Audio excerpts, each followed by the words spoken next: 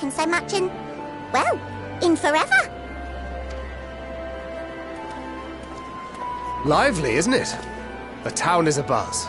Everyone eager to meet with our friends from the moon.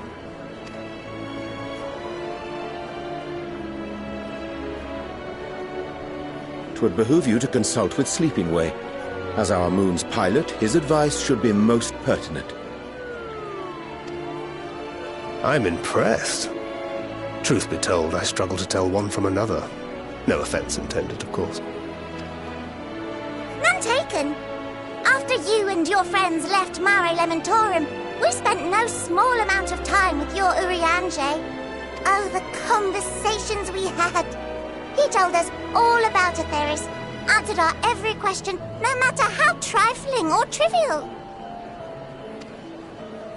Look! Every page filled to the margins with knowledge.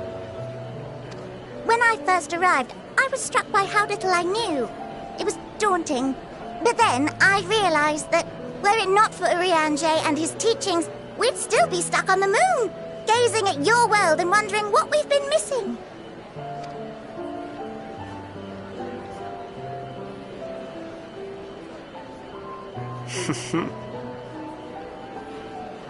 What would they think if they could see Urianger now? I dare say they'd be more than a bit surprised. And impressed, no doubt. Master Louisoix, Minfilia, Papalimo, and not to forget...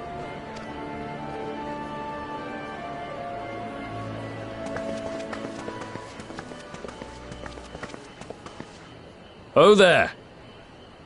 Heard there was a visiting expert who we might bother with a few questions. I take it you'd be the one.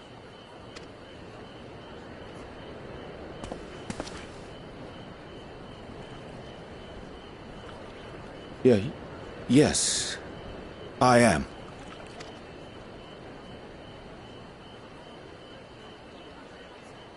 Wilson and Blovida, Charlian's foremost researchers in the field of teleportation magic, and Moonbreeder's parents.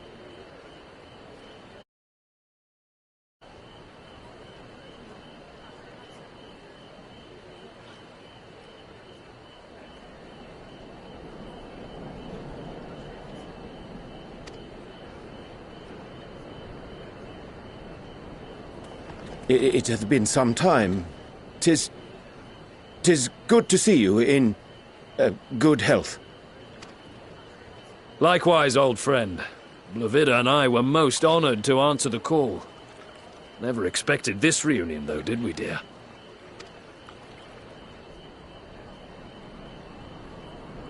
Alfei, the nerve.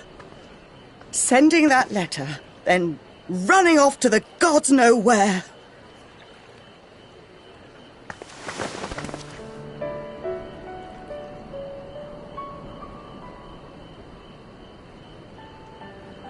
Do you have any idea how worried we were? I'm sorry.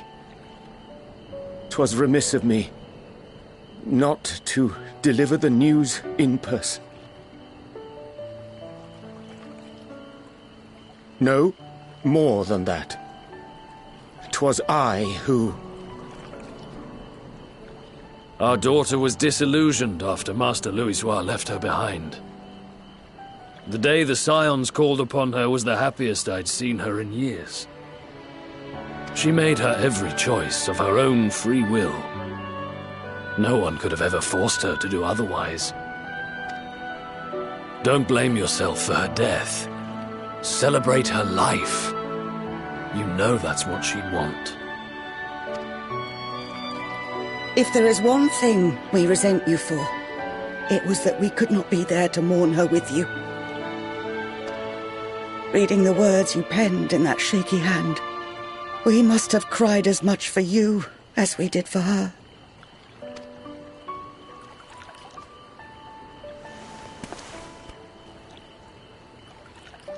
I'm sorry. I truly, truly am.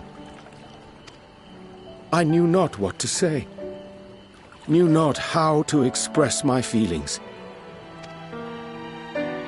The poems and platitudes of wiser men, musings on sadness and loss, studied and memorized, and meaningless in the moment. Silly boy. We are all powerless before such grief. Even now, try as I might, the words escape me. But in our hearts, we know, we always know.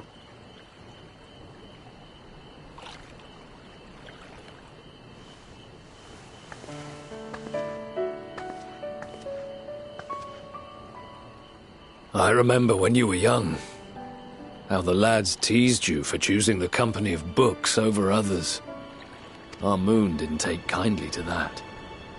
Be nice to Urianger, she'd shout, and give them a walloping. No matter how many times we scolded her. So we offered a suggestion. Rather than starting fights, why don't you be the bridge between Urianger and the others? She had to mull it over for a while, arms crossed, brow furrowed in intense thought. But from that day on, she never let you be alone. She'd drag you outside to play, pepper you with endless questions, read the same books you read, all to try and understand you that much better. I'm sure it was annoying and exhausting at the time, but she only ever had the best of intentions. And look at you now, at the center of the crowd. The reason there even is a crowd, having brought these people together. You've no idea how proud we are.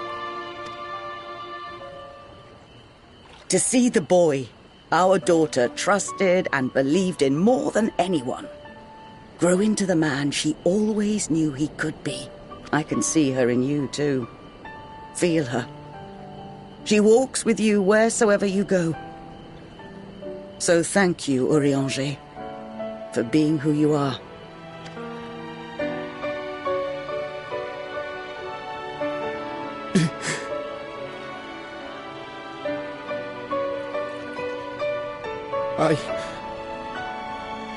I think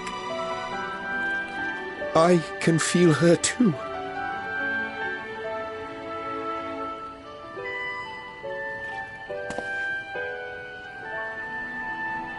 The truth of her life. Not sorrow, but hope and love.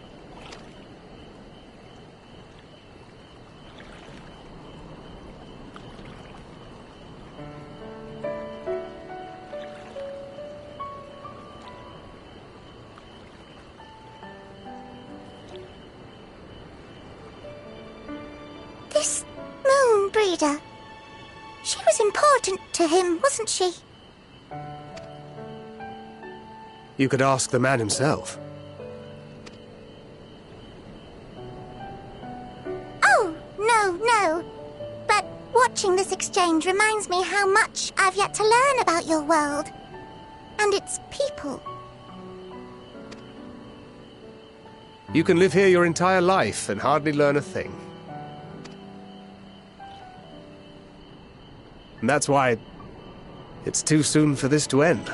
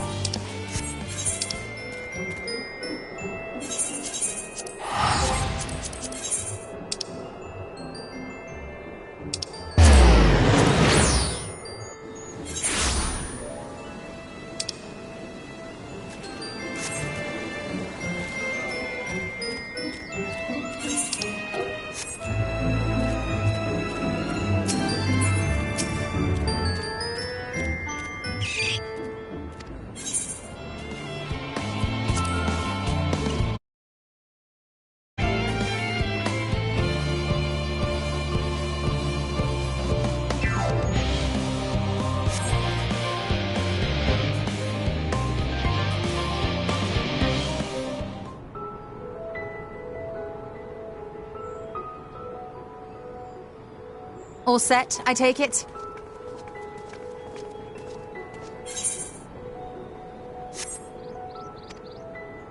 We finished what we could.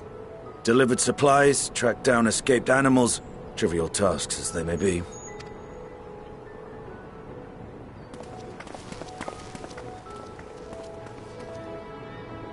That's enough, don't you think? If there was anything more important still undone, that would be a problem in itself. The vessel is essentially ready for departure. All that remains is to load the final batch of supplies and see everyone on board.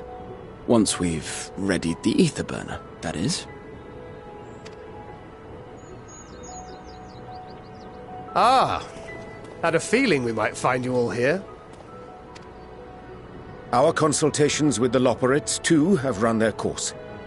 Pleased I am to say that our researchers' concerns have for the most part been allayed, though some insist on making adjustments to the very end. For their part, Livingway and her peers have graciously offered to stay and keep the people company, lest any lingering queries go unanswered. All that remains is to wait for the refined adamantite. Alphino, are you there? It's me, Kryl. Your special delivery has arrived. Round up everyone and come to the harbour at once. Speak of the devil. Let us go at once.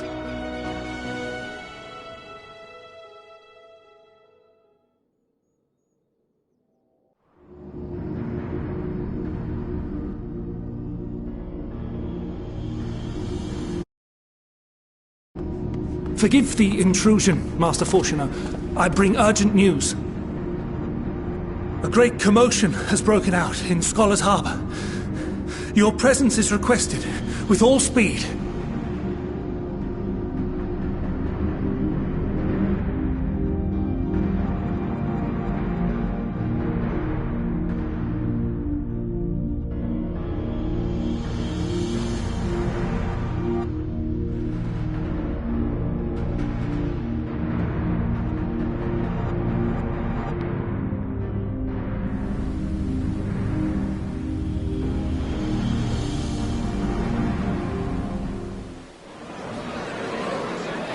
Now, where might this delivery be?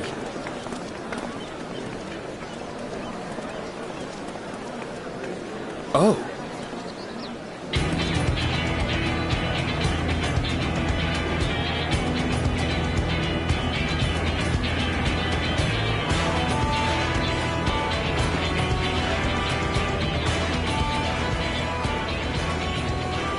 I'm sure it's very important, but we cannot accept these without the proper permits.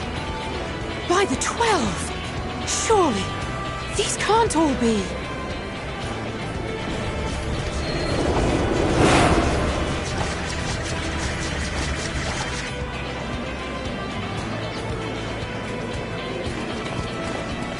Bleeding hellfire! They're bringing them by sea and by air. All these folks in these crates.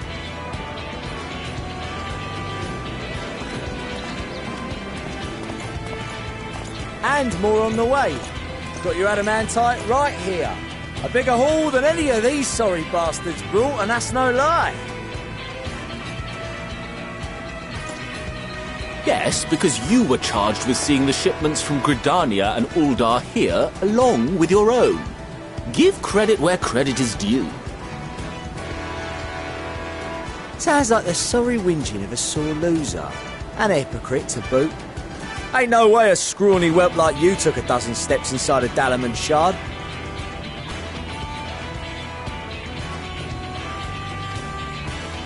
I'll have you know I went all the way to the entrance. I played a vital role in keeping a lookout whilst our expeditionary forces secured the adamantite. Left you outside so you wouldn't get anyone killed, did they? Well then, credit where credit's due, you did a right fine job sitting on your ass.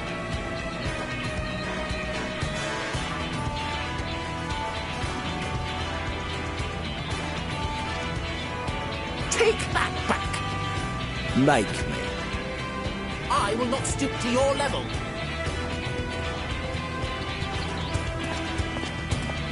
My, what a grand welcome party. Hancock and Soroban. We come bearing relics both sacred and Allegan, as well as a few other gifts that may be of help, to be presented with best wishes from the Eastern Alliance.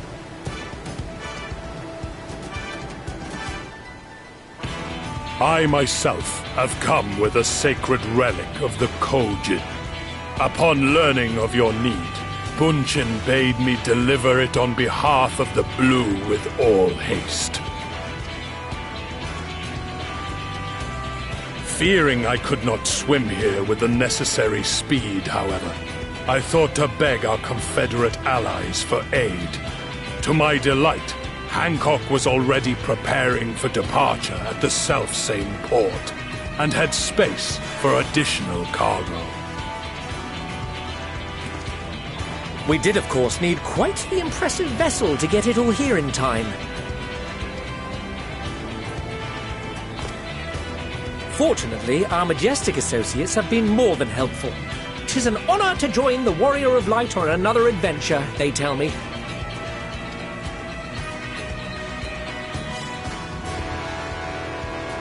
That is all wonderful to hear, but what of the extraordinary cost? I shudder to think of the ransom we must pay for such a bounty. Fret not for your coin purse, young Alphino. Lord Lolorito looks ever towards the profits of the future, and thus the East Aldenard Trading Company went to some lengths to reduce the financial liability. And since the Scions funded the entire venture, not a gill need be rendered up in compensation. Everything is already yours. We funded the venture? When? Don't let the name fool you. This coinkeeper knows a thing or two about spending.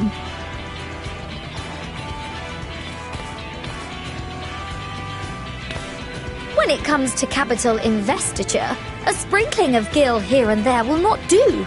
You need enough savings to make waves when it really counts, which is why frugality is paramount. We also have the benefit of a generous patron. Generous being rather an understatement.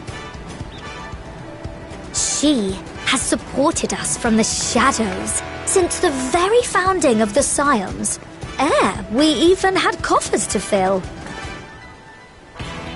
Mother! Millions. I remain, of course, an entirely neutral party. I simply thought our family's coffers were needlessly full. We can hardly take them with us on your teeny-tiny toy boat, now can we? And would be ashamed to leave all that hard-earned wealth unspent.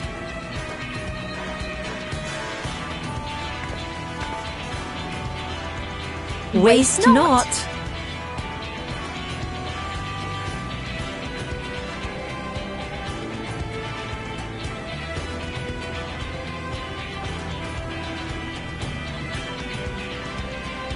However did you manage so much in so short a time then? We expected word to reach only a fraction of our allies.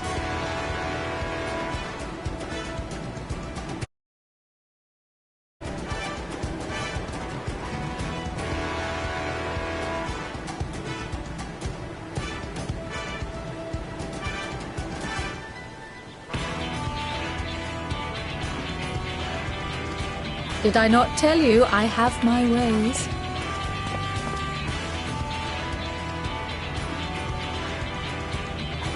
Erenville, you were involved too. I received a letter from Cryo after we parted ways in Labyrinthos. She explained what the Scions were trying to accomplish, and why you might soon require the services of the Gleaners, spread across the world as we are.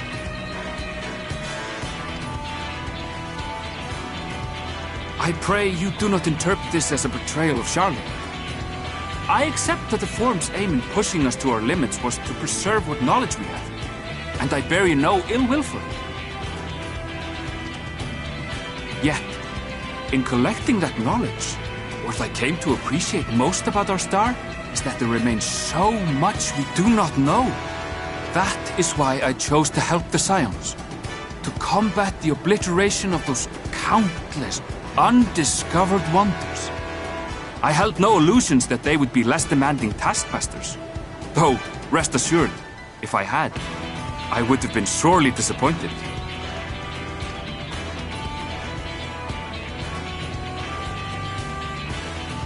To make a long story short, the whole of the guild ship cooperated to ensure your call was heard far and wide.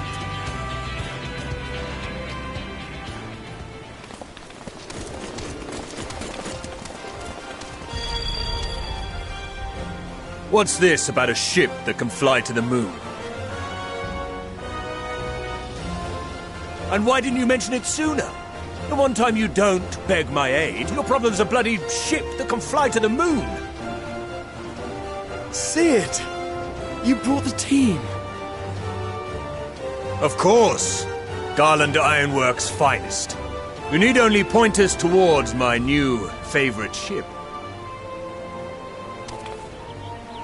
As you like us not suspect, we've also brought adamantite for Mordona's Dalamud shard.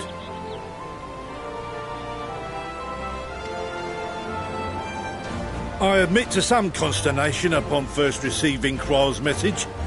So few Scions remain at the Rising Stones now. Far too few for such an expedition.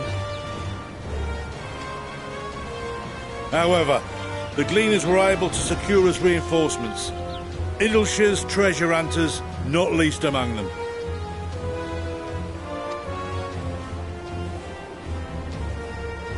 Fascinating as all this is, I fail to see how it explains your presence here.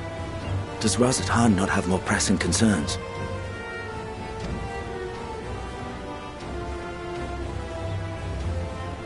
We do. Yet averting the final days would be the most expedient solution. That, and I am indebted to you.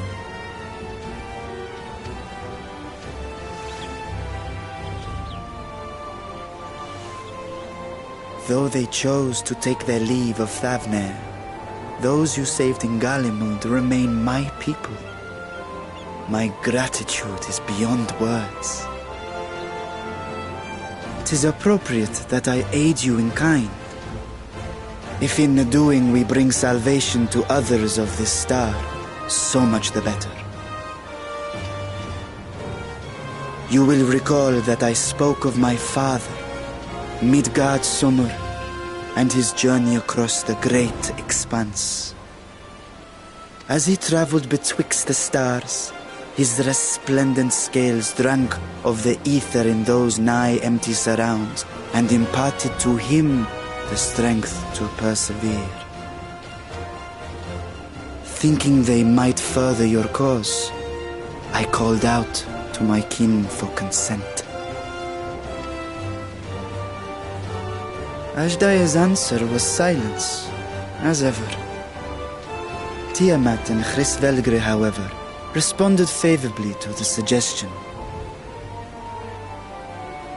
My sire, too, stirred from his slumber long enough to speak and say, "Very well." Thus have I brought you his own worm scales. Fit them to your purpose, and seek a worthier fate for us all.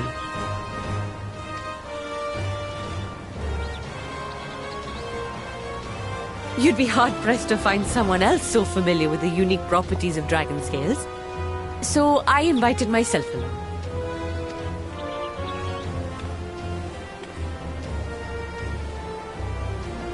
Look at me, this is so unbelievable. I've gone right back round to believing it again. Forget a 6% gain in efficiency.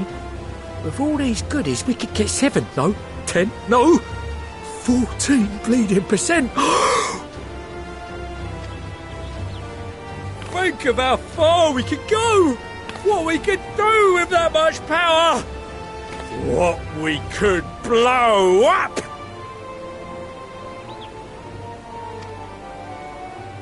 If Kokol is duly convinced, then it must be true.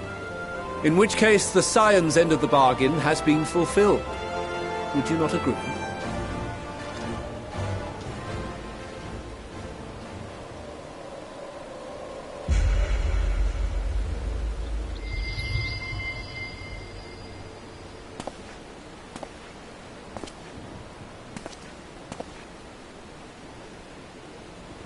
Yes, Father?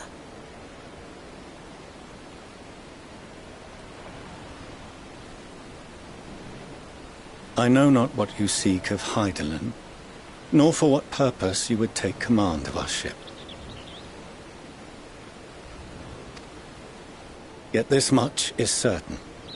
To do so will be to dictate the fate of this star and the lives upon it. The lives of each and every creature, in their magnitude and their fragility. Do you understand? And are you prepared? We have seen and we have felt how much each life shapes this world. And so we are determined to abandon none. We understand what is at stake, and we are prepared to bear this burden.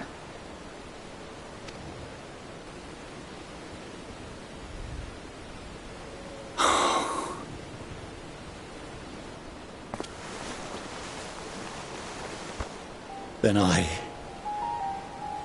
will bear it with you.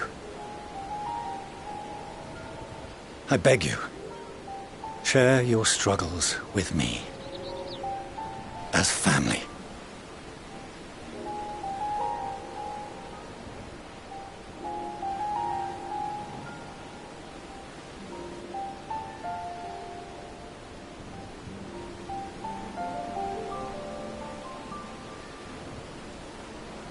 You grasped my fingers with such tiny hands the day you were born.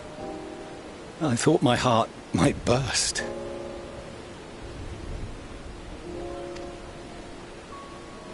It was love and happiness beyond expression. Overwhelming. And a conviction so powerful that I trembled with something close to rage. I had heard the final days foretold.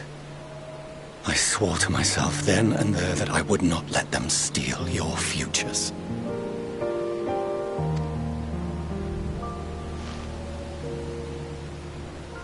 The great exodus would succeed, must succeed. No sacrifice or sin was worse than the alternative. If anything gave me pause, 'twas mine own father. The Archon Louisoix openly decried Charlian's policies, a perspective which I regarded with increasing disdain as I grew older. Yet even as part of me thought him a fool. Perhaps I also hoped that he, of all people, would devise a brilliant means to save my children. A naive hope, but stubborn enough that I could never bring myself to keep you apart.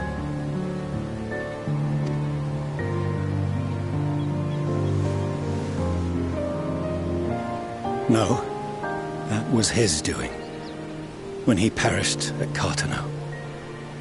As we pulled that twisted slab of Dalamud from the sea, I remembered the warmth of your newborn touch. Chastened, I vowed never again to suffer any interference in my mission to protect you. No matter that you yourselves wished otherwise. Detest me, fight me tooth and nail, I would suffer it, and more, and be satisfied so long as I could force you onto the ship.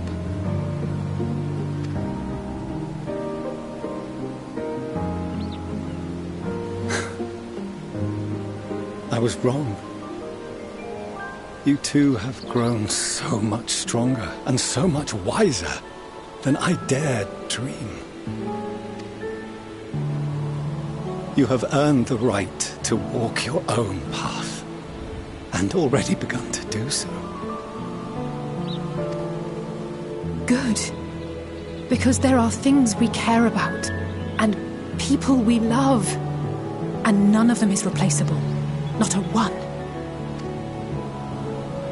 It cannot have been an easy journey for you to have come so far.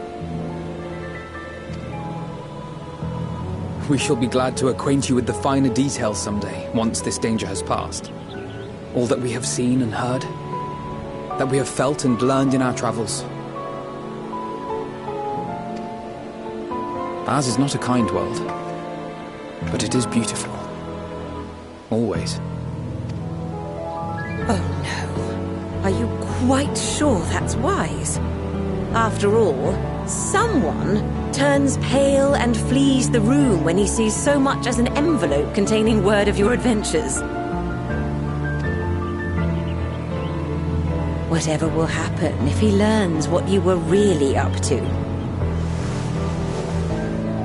Millions.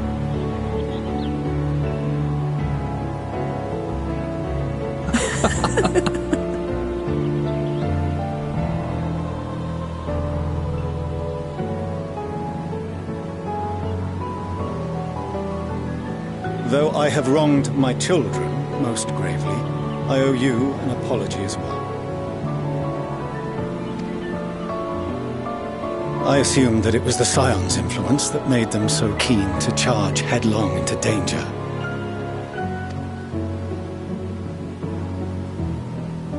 Yours, in particular.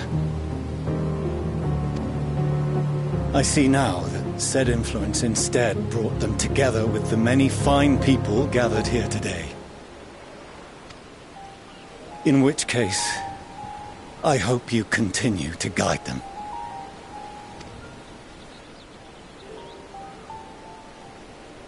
If we've finished loitering about the harbour, might I suggest we put our plans into motion? People are beginning to look confused. Perhaps you can spare a few words ere they resume the tedious lugging of cargo. You've no small number of friends and admirers here, after all.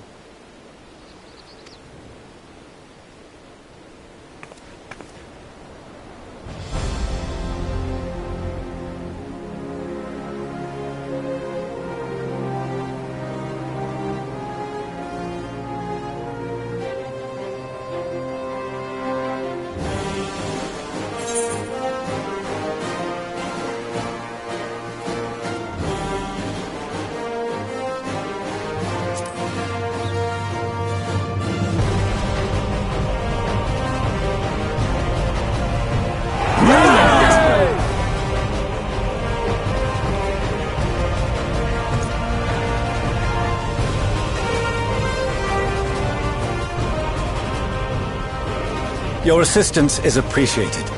Now, in an orderly fashion, if you please.